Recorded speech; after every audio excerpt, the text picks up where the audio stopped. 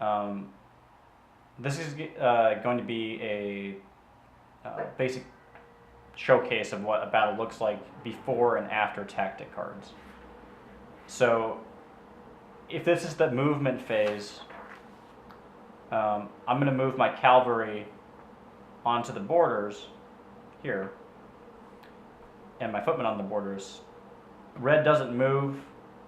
We're not going to show the rest of the map, we're just going to show the battle. Everybody moves, then green moves in. In this case, each piece is a dice.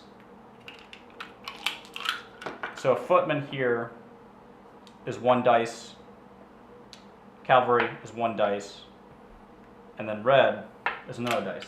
And you're not going to bring this out, I'm just showing you what they actually symbolize. So I'm going to roll under footmen. They attack at 3 or less and defend at 4 or less.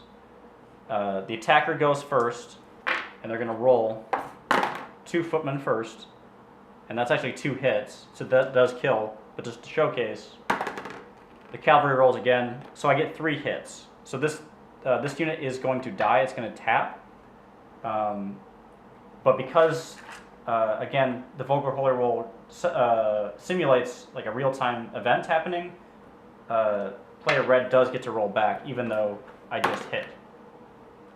And the defender rolls at 4 or less here, so I also get a hit. Once the battle rolls are over, we go on to removing the units that were killed. What has been left over is the footmen and the cavalry, and now I own this city outright.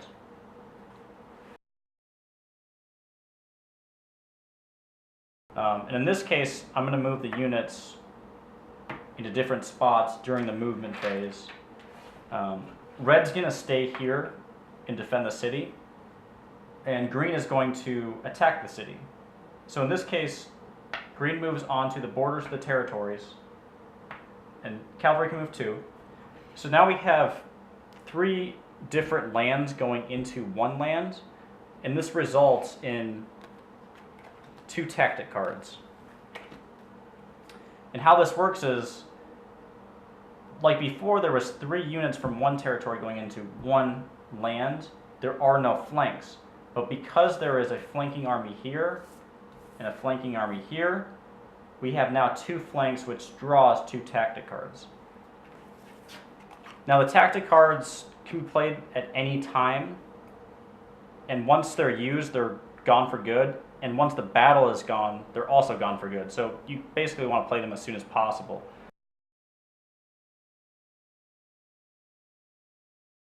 But in this case, decisive flank actually has to be played before the battle rolls even begin, whereas Holy Stand is played afterwards. So I'm going to roll for the 2 footmen, like before, attacking at 3 or less, 1 hit, and then my cavalry is going to roll at a 6. I don't get a hit. I'm going to use decisive flank and say the defender loses 1 dice to roll. So now instead of rolling for all 3, I'm going to choose that this one doesn't get to roll.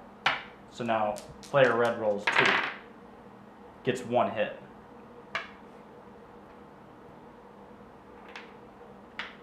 Once both players roll 1 time, that's 1 battle roll. I used both of my cards, so these are gone now. So now we're going to finish out the battle. I have a footman here at 3 or less,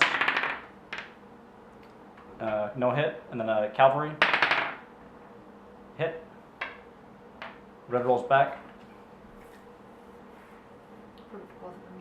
Yep, 1 hit. So in this situation, this battle is still ongoing for the next turn.